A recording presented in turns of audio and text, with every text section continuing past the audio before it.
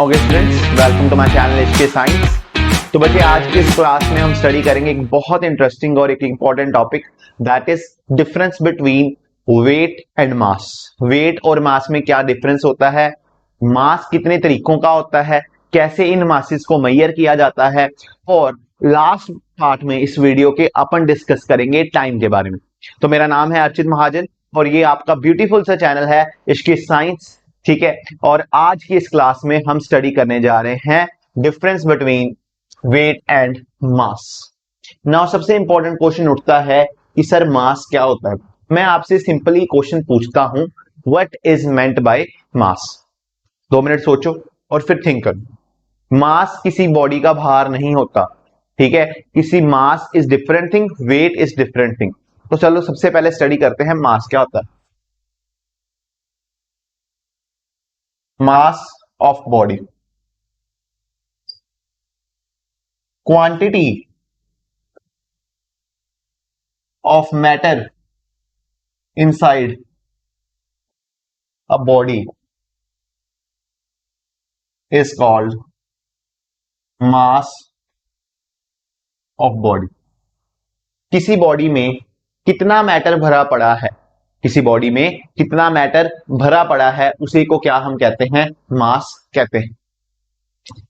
जैसे सपोज कर लीजिए कि मेरा जो वेट है, सर वेट क्यों लिख रहे हो, वेट है 80 केजी। मान लेते हैं मेरा वेट कितना है, 80 केजी मेरा वेट है। और वेट का फॉर्मूला हमें पता होता है, mass times acceleration due to gravity. तो यहां पर g की वैल्यू 10 लेते हैं और यहां पर हमारा मास आ जाएगा 8 ग्राम्स, 8 किलोग्राम्स। तो हमारे यहां पर वेट कितना आ जाएगा, 8 किलोग्राम्स। तो जो मेरा मास है दैट इज मेरे अंदर जो एटम्स जुड़ के मेरी पूरी बॉडी तैयार हुई हुई है, मेरे अंदर जितना भी मैटर है उसका जो एक्चुअल मास होगा वो 8 किलोग्राम होगा। दैट इज वो 1 किलोग्राम से 8 गुना ज्यादा होगा। तो मेरा मास बॉडी में जो है वो 1 किलोग्राम से 8 गुना ज्यादा है, इसलिए मेरा मास 8 किलोग्राम है, ठीक है। तो मेरे जो मैटर स्टोर्ड हुआ है बॉडी में, उसका वेट 8 गुना है, उसका मास 8 गुना है 1 किलोग्राम। अभी मास समझ लिया क्या होता है, तो मास के बारे में एक चीज समझ लो कि मास ना टेम्परेचर पे डिपेंड करता है, ना mass do not depend upon temperature. तो अपन लिखेंगे mass do not depend upon temperature, ठीक है। मास टेम्परेचर पे डिपेंड नहीं करता। और इसमें लिखना है, और जो बहुत इंपॉर्टेंट इंफॉर्मेशन है, that's very important for you, mass do not depend upon pressure. Mass pressure पे नहीं डिपेंड करता। Mass do not depend upon pressure. Mass location पे भी नहीं डिपेंड करता। Mass do not depend upon location.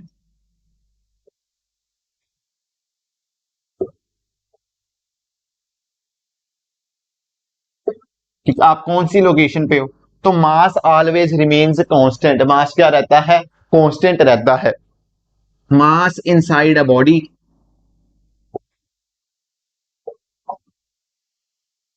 Remains constant. किसी body के अंदर मास हमेशा क्या रहता है, कांस्टेंट रहता है। तो ये था मास। मास का मीनिंग होता है कि बॉडी में कितना मैटर स्टोर्ड हुआ है, बॉडी में कितना मैटर स्टोर्ड है, उसी को ही हम क्या कहते हैं, मास कहते हैं, ठीक है। अभी इतना तुमने नोट करना है तो नोट कर सकते हो। उसके बाद अपन डिस्कस करते हैं वेट के बारे में।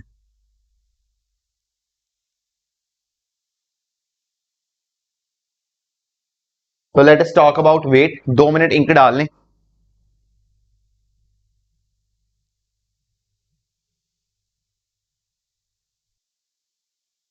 तो चलो शुरू करते हैं।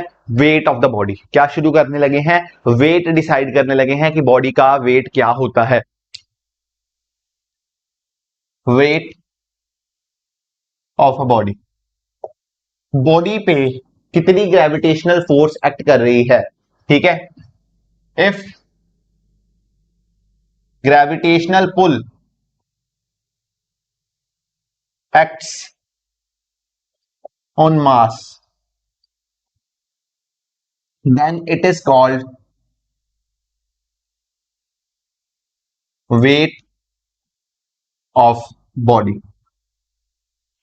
बॉडी पे कितना, ध्यान से सुनना, बॉडी पे कितना ग्रेविटेशनल पुल लग रहा है, ग्रेविटी उसको कितना ज्यादा जल्दी खींच रही है, ठीक है, उसे क्या कहते हैं, वेट ऑफ द बॉडी.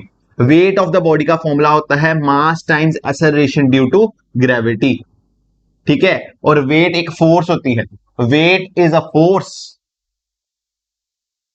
ठीक है, बाय विच, वेट एक फोर्स है जिससे अर्थ किसी दूसरी बॉडी को अट्रैक्ट करता है टुवर्ड इट्स सेंटर. तो weight is a force by which earth attracts a body towards its centre. तो वेट एक फोर्स होती है जो अर्थ लगाता है किसी दूसरी बॉडी पे, और वो फोर्स को ही हम वेट कहते हैं. अर्थ फोर्स लगाता है किसी दूसरे मास पे, उसी फोर्स को वेट कहते हैं, और उसका फॉर्मूला होता है मास टाइम्स ग्रेविटी. बच्चे जो वेट होता है वो लोकेशन स्पेसिफिक होता है, मतलब जो वेट है वो डिपेंड करता है लोकेशन पे, आपकी बॉडी की लोकेशन क्या है, क्योंकि वेट ऑफ अ बॉडी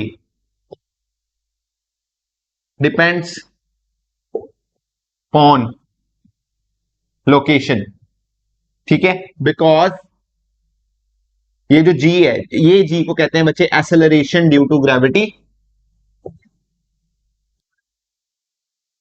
ये जी डिपेंड करता है लोकेशन पे, डिपेंड्स अपॉन लोकेशन. तो this g depends upon location. इस कारण से, इसी कारण से वेट जो होता है वो लोकेशन के ऊपर डिपेंड करता है, क्योंकि ग्रेविटी अपनी ये जो जी है अपनी वैल्यू चेंज कर लेता है डिपेंडिंग अपॉन उसकी लोकेशन क्या है. तो मेरे को समझ लग गया कि वेट क्या होता है सर, मास टाइम्स ग्रेविटी. और जो वेट होता है सर, एक फोर्स है जो अर्थ लगाता है किसी दूसरी बॉडी पे ताकि वो उसको अपने सेंटर की तरफ खींच सके, ठीक है. तो वेट तुम्हें मेरे को लगता है समझ लग गया होगा. अभी बात करते हैं उससे अगली, जो अगली बात करनी है कि वेट फोर्स है तो मैयर किसमें होगा, केजीज में नहीं मैयर होगा, ये न्यूटन में मैयर होगा. तो weight is always measured in,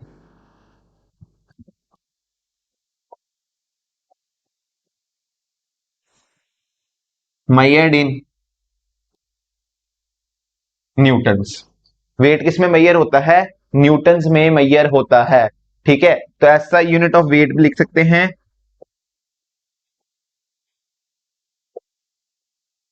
is Newton. और सीजीएस यूनिट ऑफ वेट क्या होता है बच्चे, इज डाइंस, ठीक है, क्योंकि सीजीएस सिस्टम में फोर्स डाइंस में कैलकुलेट होती है. तो इतना तुम्हें समझ लगा कि सर मास क्या होता है, वेट क्या होता है. एक बार क्या करते हैं, इन दोनों का कंपैरिजन कराते हैं, फिर आगे देखते हैं कि क्या इस क्या इन दोनों में डिफरेंसेस हैं, क्या सिमिलैरिटीज है, इन सभी को अपन डिस्कस करते हैं. तो ये प्लीज अपनी कॉपी पे नोट कर लेना, फिर उसके बाद आगे चलते हैं. तो चलो बच्चे, आगे अपन ने स्टडी करना है. आगे स्टडी करेंगे किसके बारे में, आगे हम स्टडी करेंगे comparison between mass and weight. लेकिन उससे पहले मैं आपको एक चीज सिखाना चाहता हूं, that is called inertia. Inertia, क्योंकि ये वाला वर्ड मैं आगे जाके यूज करूंगा तो आपको डिफिकल्टी आएगी. इनर्शिया, इनर्शिया का मतलब होता है कि कोई भी बॉडी एक प्रॉपर्टी पोजेस करती है जिसके कारण वो अपनी इनिशियल स्टेट को चेंज नहीं करना चाहती. कोई भी बॉडी एक प्रॉपर्टी पोजेस करती है कि वो अपनी इनिशियल स्टेट को चेंज नहीं करना चाहती खुद से, उसी को क्या कहते हैं, इनर्शिया. तो देखो, inability of a body, inability of a body to change its state of motion, inability of a body to change its states of motion, its state of motion is called inertia. तो inertia अपन किसको कहते हैं?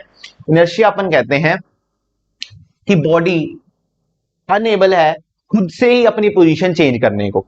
ठीक है, example, जैसे आपने कभी कई बार देखा होगा कि जब आप बस में बैठे होते हो तो बस, पहले आप बस रुकी हुई थी तो आप भी बस के साथ रुके हुए थे। ठीक है, अभी बस एकदम चलना शुरू की तो आपके पैर जो हैं, आपके जो फुट हैं वो आगे मूव करने लग पड़े बस के साथ, लेकिन आपकी जो बॉडी, अपर बॉडी है, वो पीछे को जाती है। क्यों? क्योंकि जो आपकी अपर बॉडी है वो चाहती है कि मैं अपनी स्टेट से ना हिलूं, मैं अपनी स्टेट को ना चेंज करूं। इसी तरीके से जैसे अभी बस चल रही है तो अभी बॉडी की स्टेट क्या है? बॉडी मूव कर रही है तो एकदम ब्रेक लगती है, तो आपकी जो लोअर फुट है, लोअर बॉडी है, वो रेस्ट पे आ जाती है, लेकिन अपर बॉडी अभी भी मोशन में रहना चाहती है तो आप आगे को जाते हो। ठीक है, तो ये होता है इनर्शिया।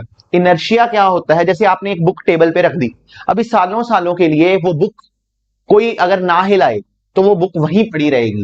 वो बुक वहीं क्यों, वहीं इसलिए पड़ी रही क्योंकि वो एक प्रॉपर्टी पोजेस करती है, दैट इज कॉल्ड इनर्शिया। और इनर्शिया मींस कि वो अपनी अपनी मोशन को खुद से चेंज नहीं कर सकती। कोई भी बॉडी अपने मोशन को, अपनी स्टेट ऑफ मोशन को खुद से चेंज नहीं कर सकता, इसी को ही हम इनर्शिया कहते हैं। तो सर इनर्शिया क्यों पढ़ाया? तो इसकी एग्जांपल और भी है, जैसे dust particles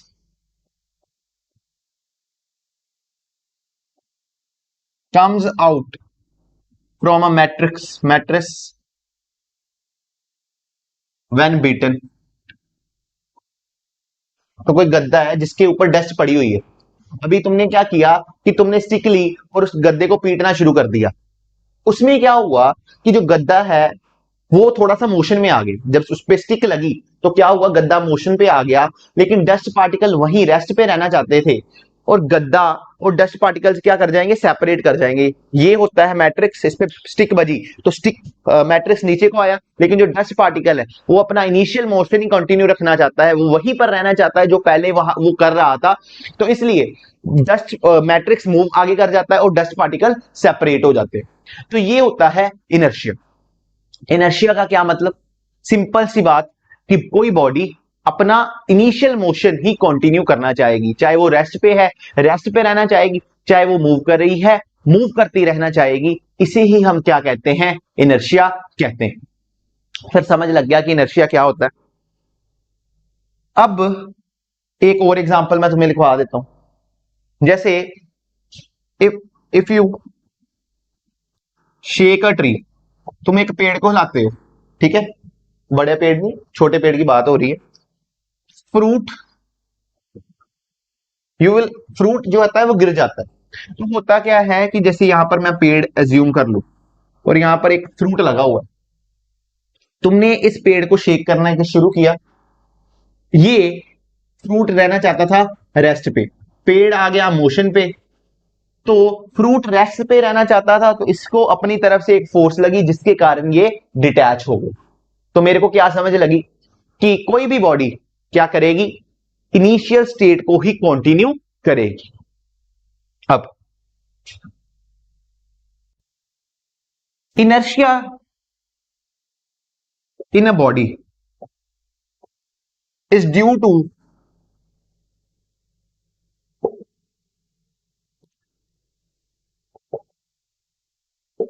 its mass। Inertia body में क्यों होता है? इनर्शिया बॉडी में अपने मास के कारण होता है। Inertia on a body is due to its mass. तो we can say that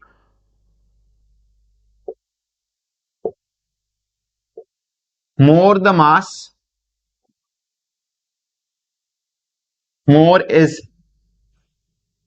inertia. जैसे कोई छोटी बॉडी है, उसका मास कम है, तुमने छोटी फोर्स लगाई, आराम से मूव कर गई, लेकिन जो बड़ी बॉडी है उसका मास ज्यादा होगा, उसका मास ज्यादा होगा तो इनर्शिया भी ज्यादा होगा, मतलब वो पहले जहां पर है वो वहीं पर रहना चाहेगी, इसलिए तुम्हें फोर्स भी ज्यादा लगानी पड़ेगी, इसलिए तुम्हें फोर्स भी ज्यादा लगानी पड़ेगी। तो we can say that more the mass more is the inertia. ठीक है, और जितनी ज्यादा इनर्शिया, मोर द इनर्शिया,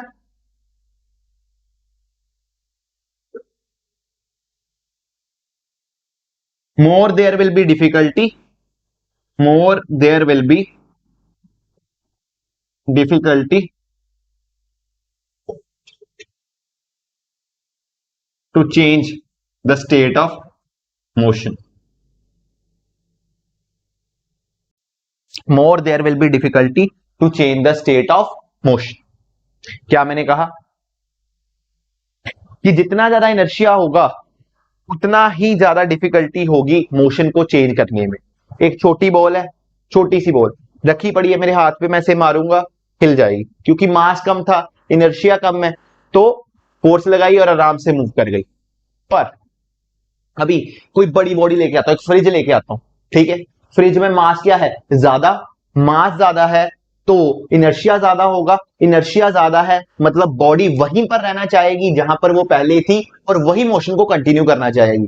तो इसलिए मेरा जो उसको डिस्प्लेस करने का एफर्ट होगा वो भी ज्यादा हो जाएगा, मतलब जो डिफिकल्टी है change the state of motion की वो भी क्या हो जाएगी, बढ़ जाएगी। तो मेरे को समझ लग गई कि जितना ज्यादा मास उतना ज्यादा इनर्शिया। आप इसको न्यूटन्स लॉज ऑफ मोशन से भी समझ सकते हो। नाइन्थ में आपने पढ़ा होगा फोर्स किसके बराबर होती है, मास इनटू एक्सेलरेशन के। और अगर आप एक्सेलरेशन को लिखो फोर्स बाय मास, अगर थोड़ी देर के लिए फोर्स को कांस्टेंट ट्रीट करो तो एक्सेलरेशन आ जाएगी इनवर्सली प्रोपोर्शनल टू मास। मतलब ज्यादा मास कम एक्सेलरेशन, जितना ज्यादा मास होगा तुम उतना ही बॉडी को कम एक्सेलरेट करा पाओगे, मतलब उसके मोशन में उतना ही कम चेंज लेके आ पाओगे। तो जितना ज्यादा मास उतना ही उसके मोशन में, बॉडी के मोशन में फर्क कम पड़ेगा, और जितना कम मास, जितना कम मास उतना ही उसके मोशन में ज्यादा फर्क पड़ेगा। तो ये था इनर्शिया का कंसेप्ट। और इसमें जो मुद्दे की बात है वो अभी तो यही समझनी थी।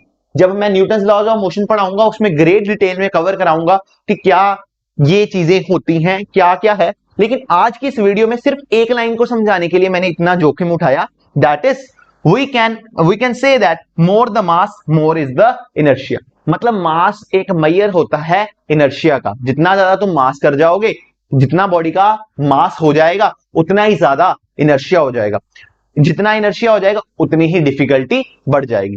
तो यहां पर अपन सिंपली कंक्लूड करके लिख सकते हैं mass is a measure of inertia.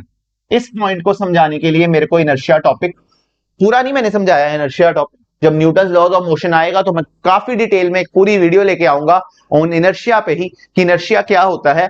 तो मैंने कहा mass is a measure of inertia. तो इतनी बात तुम्हें समझ दिमाग में रखनी है कि बॉडी जहां पर है और जैसे भी है वो वैसे ही वहां पर रहना चाहती है। ठीक है, जैसे ये फ्रूट था, फ्रूट यहीं पर रहना चाहता था, तुम पेड़ को मोशन में ले आए तो फ्रूट यहीं पर रहना चाहता था, इसलिए यहीं से डिटैच हो गया, फ्रूट गेट्स डिटैच्ड। ठीक है, डस्ट पार्टिकल था मैट्रिक्स के ऊपर पड़ा, सपोज कर लो ये डस्ट पार्टिकल है मार्कर, ये मैट्रिक्स के ऊपर पड़ा हुआ है और मैंने स्टिक से इसे ऐसे बीट किया तो मैट्रिक्स मूव हो गया, लेकिन ये डस्ट पार्टिकल वहीं पर रहना चाहता था तो ये सेपरेट हो गया डस्ट से। ये डस्ट से क्या हो गया, सेपरेट। ये मैट्रिक्स मान लो, मतलब गद्दा, ऊपर डस्ट पार्टिकल पड़ा है, मैंने जोर से क्या किया, मैंने इसको बीट किया तो मैट्रिक्स स्टिक के साथ आगे मूव कर गया और डस्ट पार्टिकल वहीं पर रहना चाहता था तो वो सेपरेट हो गए दोनों। इसलिए तुम्हें लगता है कि जब तुम मैट्रिक्स पे या गद्दे पे एक स्टिक मारते हो तो क्या होता है, डस्ट पार्टिकल्स बाहर होते हैं। मेरे को लगता है तुम्हें इतनी बात समझ लग गई होगी, दैट इज कि जितना ज्यादा इनर्शिया होगा, जितना ज्यादा इनर्शिया होगा उतना ही मास होगा, और जितना मास होगा उतना ज्यादा इनर्शिया होगा। और इनर्शिया होता क्या है, बॉडी वही मोशन को कंटिन्यू करना चाहती है जिसपे वो जिसपे वो इनिशियली थी। ठीक है, तो इतना मेरे को लगता है तुम्हें समझ लग गया होगा। आगे की बात अभी अपन करते हैं comparison between weight and mass. तो क्या करते हैं, comparison between weight and mass.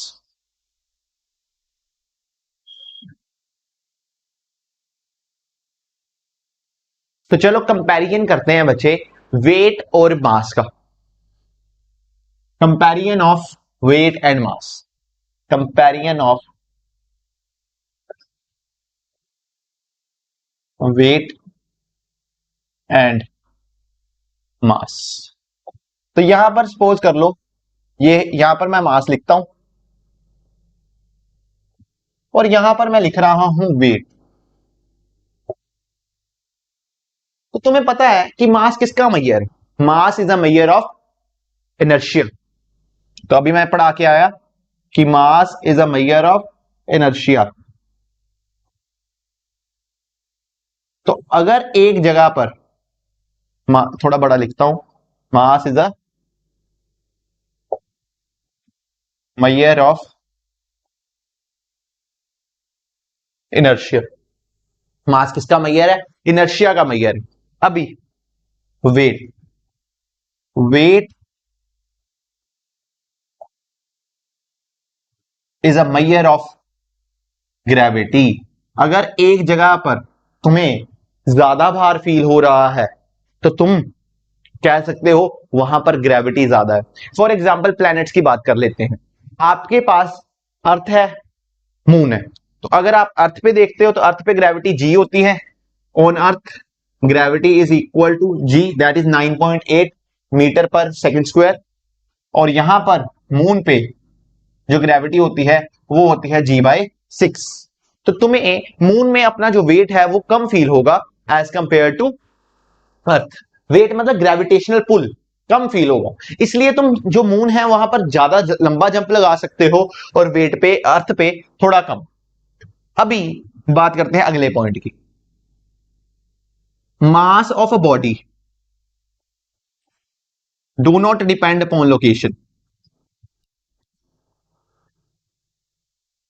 Mass body का लोकेशन पे डिपेंड नहीं करता। Mass of a body do not depend upon location. Mass of a body do not depend upon location. अपन लिख ली, ठीक है। और यहां पर लिखना है अपन ने weight of a body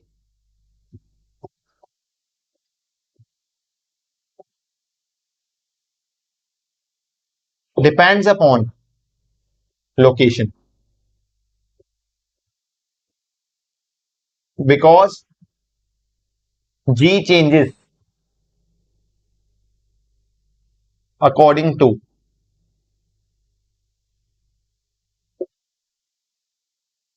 location. जो जी है वो तुम्हारा चेंज करता है, ग्रेविटी तुम्हारी चेंज करती है लोकेशन के अकॉर्डिंग। तो ये तुमने पॉइंट्स याद रखने हैं। बॉडी का वेट डिपेंड नहीं करता लोकेशन, सॉरी बॉडी का मास डिपेंड नहीं करता लोकेशन पे, बट वेट डिपेंड करता है, ठीक है। अभी mass is measured in kilograms, ठीक है। मास किस में मेजर्ड होता है? किलोग्राम्स में मेजर्ड होता है। और वेट किस में मेजर्ड होता है? वेट पहले भी पढ़ा है, इज मेजर्ड इन न्यूटन्स। अगर ऐसा ही सिस्टम है, सीजीएस सिस्टम में ग्राम होगा और यहां पर डाइन होगा, ठीक है। अगली बात, मास का सर समझ आ गया अच्छी तरह से। अभी देखो अगला जो पॉइंट लिखना है, मास एक एसेंशियल प्रॉपर्टी है बॉडी की। अब body can not exist without mass, ठीक है। तो मास के बगैर बॉडी एग्जिस्ट नहीं कर सकती। अब body can not exist without mass. कोई भी बॉडी मास के बिना एग्जिस्ट नहीं कर सकती, ठीक है। तो मैं लिख सकता हूं it is an essential property, it is an essential property. और वेट, अ बॉडी, बॉडी का बच्चे वेट जीरो हो जाता है अर्थ के सेंटर पे, ठीक है। तो body can exist with, can not, a body can exist without weight. तो बॉडी एग्जिस्ट कर सकती है विदाउट वेट पे। जैसे स्पेस में अंदर आपने सुना होगा कि ग्रेविटी तो होती ही नहीं, जी जीरो हो जाता है। तो अपन कह सकते हैं उसका बॉडी का वेट भी कितना हो जाता है उस टाइम? जीरो, जिसी को हम क्या कहते हैं? वेटलेसनेस कहते हैं, ठीक है। तो body can can exist without weight, ठीक है। So it is a non essential property. ये एक जरूरी प्रॉपर्टी नहीं है। So it is a non essential property. कुछ पॉइंट्स आगे भी हैं, पहले आप इनको लिख लो फिर अगले डिस्कस कराता हूं। तो जो लास्ट पॉइंट है, लास्ट पॉइंट भी तुम नोट कर लो कि इट इज नॉट कांस्टेंट, ये कांस्टेंट नहीं होता, but mass is always constant, mass हमेशा ही क्या होता है, कांस्टेंट होता है। तो ये था मास और वेट में डिफरेंस। होप में तुम्हें समझ लग गया होगा कि मास और वेट में क्या डिफरेंस होता है। अभी इसके इसको लिख लो, फिर उसके बाद में तुम्हें पढ़ाता हूं how to measure mass. Actual में मास भी हमारा दो तरीकों का होता है, पहला होता है इनर्शियल मास, दूसरा होता है ग्रेविटेशनल मास। ठीक है, तो इन दोनों को मेजर करने के डिफरेंट तरीके हैं, उन डिफरेंट तरीकों को अपन सीखते हैं। तो चलो बच्चे, अगला जो अपन का टॉपिक है वो है मास। तो mass are of two types, inertial मास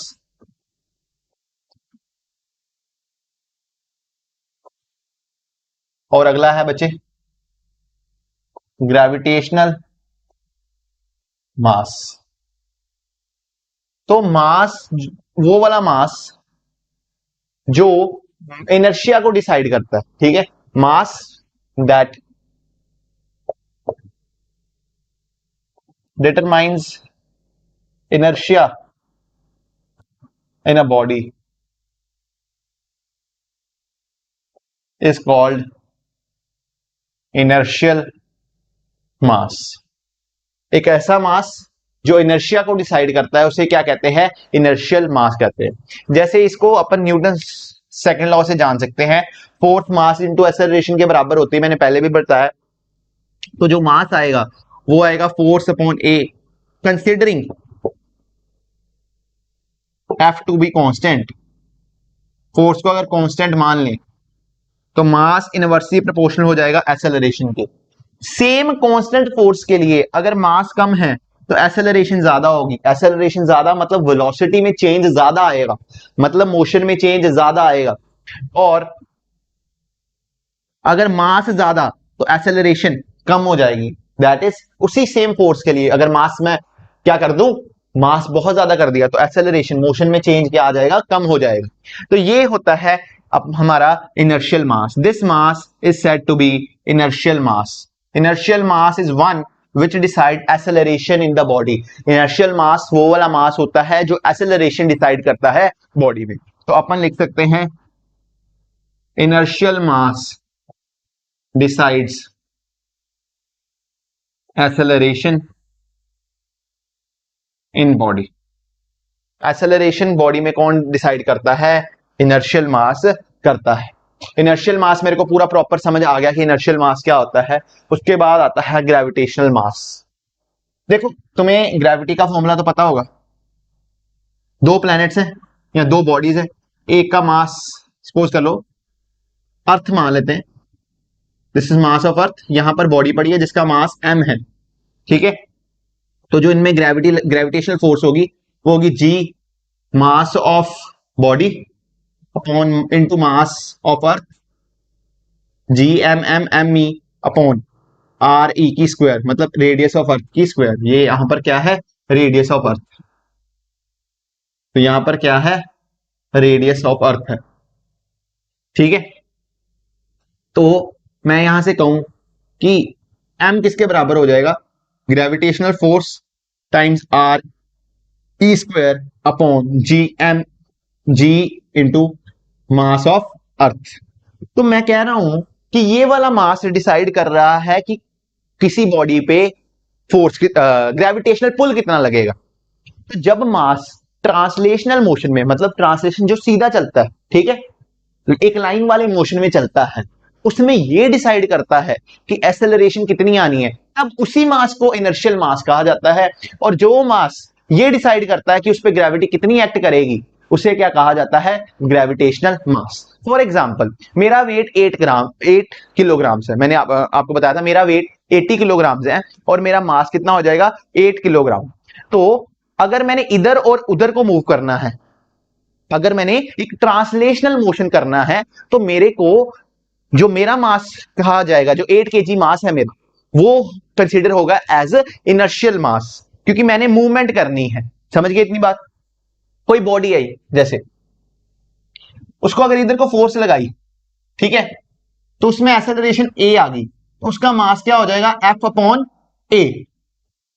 ठीक है, तो ये जो बॉडी को ट्रांसलेटरी इफेक्ट दे रहा है, आगे और पीछे मूव कर रहा है, ये बॉडी को, ये आपको दिख रहा है, हाँ दिख रहा है, तो जो बॉडी को क्या कर रहा है, आगे और पीछे मूव करा रहा है, और उसमें जिस इंपॉर्टेंस है जिसकी, दैट इज जो डिसाइड कर रहा है इनर्शिया, बॉडी मूव करेगी कि नहीं मूव करेगी, उस मास को कहेंगे इनर्शियल मास। लेकिन अगर मैं यही कहूं कि ये मास है और इसको अपन मेजर करते हैं इसका वेट, तो इसको तकड़ी पे रख दिया, मतलब एक किस पे रख दिया, जिस पे वो होती नहीं है जो सब्जी वालों के पास होती है, ठीक है, तो उसे कहते हैं वेट बैलेंस, वेट बैलेंस पे रख दिया, तो उस टाइम फोर्स लग रही है ग्रेविटी की, तो जब ग्रेविटी की फोर्स लगेगी उस टाइम जो मास है, यही मास क्या कहलाएगा, इनर्शियल मास। मास दो तरीकों का होता नहीं है, आप कहां से पढ़ रहे हो ये डिसाइड करता है कि वो मास क्या कहलाएगा। जैसे मैं अगर सिर्फ सीधा मूव करना चाहता हूं, इन फॉरवर्ड और बैकवर्ड डायरेक्शन मूव करना चाहता हूं, तो मेरा मास कहलाएगा इनर्शियल मास। ठीक है, और अगर मैंने ग्रेविटी को कंसीडर किया कि मेरे ऊपर कितनी ग्रेविटी लग रही है, ग्रेविटेशनल पुल कितना लग रहा है मेरे मास के ऊपर, ठीक है, या ग्रेविटेशनल फोर्स कौन लग रही है, तो मेरा मास डिसाइड करता है ना उसमें, जैसे ये इसमें डिसाइड कर रहा है कि ग्रेविटेशनल फोर्स कितनी लगेगी, ठीक है, क्योंकि मैं अर्थ पे खड़ा हूं, तो अभी मेरे मास ने डिसाइड किया, लेकिन किसको डिसाइड किया, ग्रेविटेशनल पुल को, तो इसी मास को क्या कह देंगे, ग्रेविटेशनल मास। तो मेरे को समझ लगी, कंक्लूड करने जा रहा हूं, कंक्लूड ये कर रहा हूं कि अगर आपकी बॉडी ट्रांसलेटरी मोशन परफॉर्म कर रही है, मतलब सीधा मूव कर रही है, ठीक है, जिसमें ग्रेविटेशन का कोई रोल नहीं है, ठीक है, तो आपका मास कहलाया जाएगा इनर्शियल मास, क्योंकि वो डिसाइड कर रहा है उस टाइम इनर्शिया को। लेकिन अगर आपकी बॉडी, सपोज कर लीजिए कोई ऐसा फिनोमिनन में इन्वॉल्व है जहां पर ग्रेविटी का रोल है, तो आपका मास कहलाया जाएगा ग्रेविटेशनल मास। तो इतनी मेरे को बात समझ लग गई, क्योंकि इसमें यहां पर मास डिसाइड कर रहा है इनर्शिया को, और यहां पर मास क्या डिसाइड कर रहा है, ग्रेविटेशनल फोर्स को। तो mass that determines gravitational pull is called gravitational mass. तो जो मास ग्रेविटी को डिसाइड करता है उसे क्या कहते हैं, ग्रेविटेशनल मास। और ये होता है ग्रेविटेशनल मास का फॉर्मूला। मैं दोनों बता दूं कि ये दोनों मासेस सेम है, सिर्फ पॉइंट ऑफ व्यू डिफरेंट है। अगर आपने ट्रांसलेटरी मोशन के लिए देखना है तो आपको चाहिए होता है इनर्शिया, इनर्शिया अगर आपको चाहिए होता है तो मैंने क्या कहा कि यही मास इनर्शियल मास वांग एक्ट करने लग पड़ेगा। और अगर आप कोई ऐसे फिनोमिनन में हो जिसमें ग्रेविटी लगेगी, ग्रेविटेशनल पुल लगेगा, तो यही मास कंसीडर किया जाएगा एज अ ग्रेविटेशनल मास। अभी इन दोनों को मेजर करने के लिए डिफरेंट डिफरेंट मेथड्स होते हैं, वो डिफरेंट मेथड आगे मैं डिस्कस करता हूं। तो सबसे पहले बच्चे देखते हैं कि इनर्शियल मास की मेजरमेंट कैसे की जाती है। तो हेडिंग डाल लीजिए, मेजरमेंट ऑफ इनर्शियल मास। तो बच्चे जो इनर्शियल मास होता है वो कुछ ऐसा दिखता है।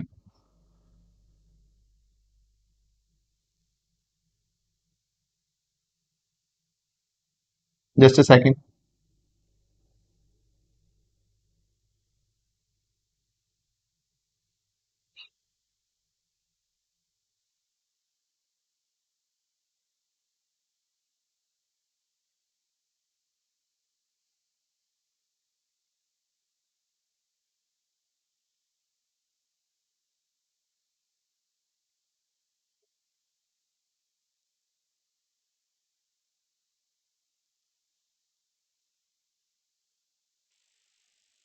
तो बच्चे क्या होता है कि इनर्शियल मास ऐसा दिखता है, मैंने ड्रॉ कर दिया है, ठीक है। इसमें क्या होता है कि यहां पर ना हमारे पास टू मेटालिक स्ट्रिप होती हैं, ये दोनों क्या है, मेटालिक स्ट्रिप्स, ठीक है, ये भी क्या है, मेटालिक स्ट्रिप। और ये जुड़ी होती हैं किसी एक पर्टिकुलर पॉइंट से, ठीक है। यहां पर हमारे पास पैन होता है जहां पर अपन ने वेट रखना होता है, तो यहां पर हमने रख दिया, सपोज कर लीजिए कुछ कुछ रख दिया, कोई बॉडी का मास रख दिया एम, ठीक है। और आपको फिर क्या करते हो कि ये वाली प्लेट्स को ऐसे खींचते हो, तो ये प्लेट्स ऐसे ऐसे ऑसिलेट करने लग पड़ती। मैं आपको इसको वीडियो में भी शो कर दूंगा, इसके बाद एक सेकंड आप वीडियो में देख ही लो, ठीक है। और मेरे को लगता है आपने वीडियो देख ली होगी। तो इसमें क्या है कि मैंने क्या कहा कि यहां पर हमारे पास दो मेटेलिक स्ट्रिप्स होती हैं, और मेटेलिक स्ट्रिप के आगे पैन जुड़ा होता है, उस पैन पे अपन वेट रखते हैं और उस ऑसिलेट कराते हैं, तो प्लेट्स ऐसे ऐसे ऑसिलेट करती हैं, ठीक है।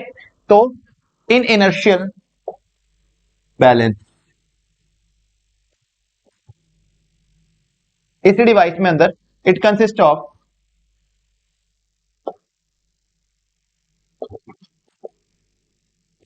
टू लॉन्ग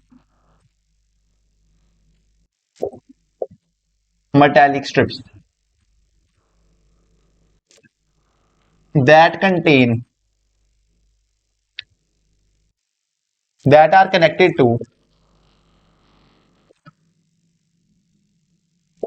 a pan, एक पैन से कनेक्टेड होती हैं बच्चे, that are connected to a pan from one end and other end is fixed, और दूसरा एंड क्या होता है उसका फिक्स्ड होता है, दूसरा एंड क्या होता है फिक्स्ड होता है। तो अगर इफ मास m1 पैन पे रखा जाए, is placed on m1, if mass m1 is placed on pan, और ये उसको ऑसिलेशन प्रोवाइड की जाए, तो T1 उसका टाइम पीरियड है, मतलब वो उतनी देर तक ऑसिलेट करता रहा, तो T1 be the time period for mass M1।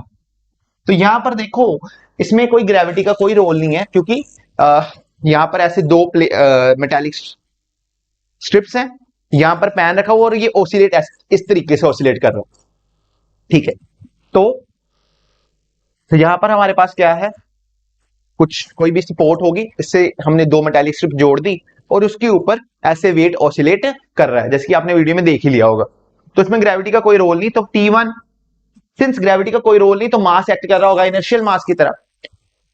और आपको ये बात याद रखनी है कि जो टाइम की स्क्वायर होती है वो डायरेक्टली प्रोपोर्शनल होती है मास के।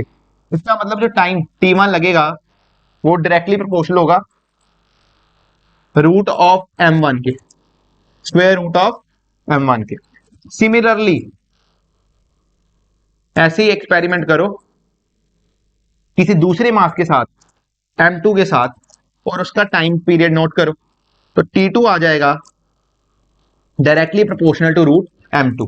इसको 1 मान लो, इसको 2 मान लो, और दोनों को डिवाइड कर दो, तो तुम्हारे पास फॉर्मूला बन जाएगा T1 upon T2 equal to root M1 upon M2। अभी इसमें तुम्हें अगर एक मास पता है, उसका टाइम पीरियड पता है, दूसरे मास का टाइम पीरियड तुम कैलकुलेट कर लो और तुम मास खुद निकाल सकते हो जो दूसरा अननोन मास है, ठीक है।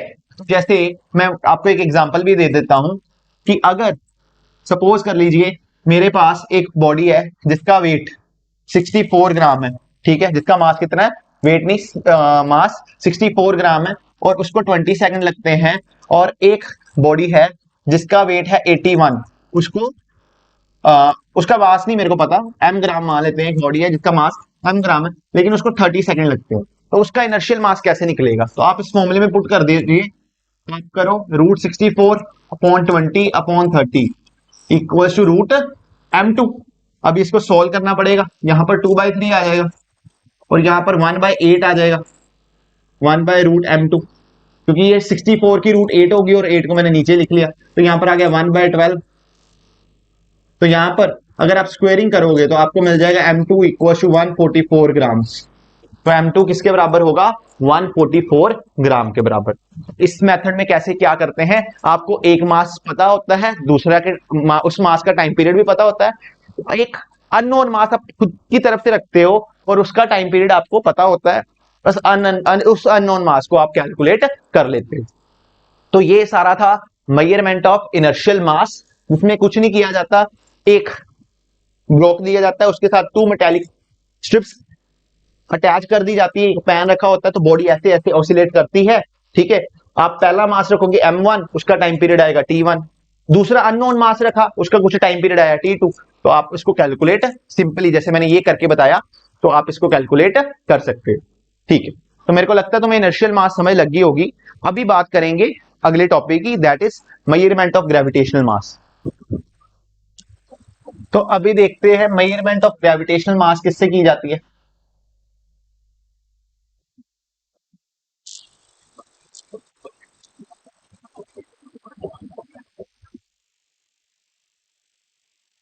तो ग्रेविटेशनल मास को मेजर किया जाता है वेट बैलेंस से। दो तरीके होते हैं इनको मेजर करने के, एक होता है बच्चे वेट बैलेंस, दूसरा होता है बच्चे स्प्रिंग बैलेंस। ठीक है, सर वेट बैलेंस क्या होता है बताता हूं। सब्जी खरीदने अगर गए हो तो इसे तकड़ी कहते हैं पंजाबी में तो। ठीक है, क्योंकि बेसिकली मैं अमृतसर से बिलोंग करता हूँ, मेरे को पंजाबी में पता है इसको क्या कहते हैं, हिंदी में मेरे को पता नहीं है इसको क्या कहते हैं, तो इंग्लिश में पता है वेट बैलेंस कहते हैं। ऐसे ये कॉमन पॉइंट से जुड़ा होता है। ठीक है, और यहां पर तुम मास अननोन मास रख देते हो, लेट इट बी एम, और इसको कंपेयर कराते हो विद स्टैंडर्ड मास, इसको कंपेयर कराते हो विद स्टैंडर्ड मास। ठीक है, तो यहां से तुम्हें पता चल जाता है कि इसका वेट ग्रेविटेशनल मास कितना है। तो यहां पर आप अननोन मास रखते हो, यहां पर आप नॉन मास रखते हो, स्टैंडर्ड मासेस रखते हो, और ये दोनों जब बराबर हो जाते हैं, इक्वेट हो जाते हैं, तो अपन हम कहेंगे कि इसका मास और इसका मास क्या है, बराबर। तो यहां से कह सकते हैं कि आप वेट बैलेंस को मेजर कर सकते हो। अगला जो आता है बच्चे, इसमें कोई थ्योरेटिकली इतनी तुम्हें नॉलेज चाहिए नहीं, पूछा भी नहीं जाता, और तुम्हें पता भी है कंसेप्ट। बस इसको एक बात याद रखना, it works on principal of movement. Actual में ये वाला मास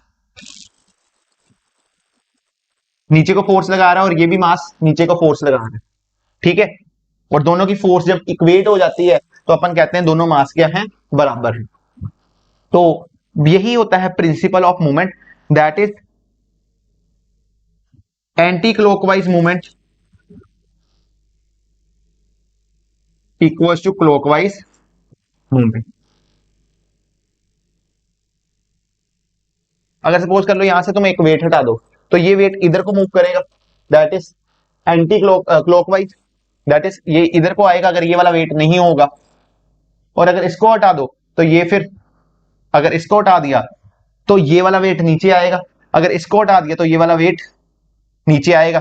तो ये देखो ये क्लॉकवाइज मूवमेंट थी, बोलो क्लियर है, ये क्लॉकवाइज, और ये कौन सी है, एंटी क्लॉकवाइज। तो जब clockwise movement anti clockwise movement के बराबर होगी, इसे हम कहते हैं प्रिंसिपल ऑफ मूवमेंट। ये दोनों जब बराबर हो जाती हैं, तो अपन कह सकते हैं कि वेट क्या हो जाता है, बैलेंस हो जाता है, और मासेस क्या होते हैं, सेम हो जाते हैं। ठीक है, तो ये यहां से ग्रेविटेशनल मास को अपन कैलकुलेट कर सकते हैं। मैंने सिंपल सी बात कही थी कि इस मास को हटाओगे तो ये इधर मूव कर जाएगा, अगर इसको हटाया तो ये इधर को मूव कर जाएगा।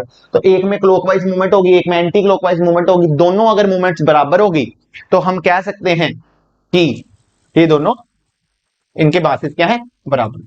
अभी बात आती है बच्चे स्प्रिंग बैलेंस की।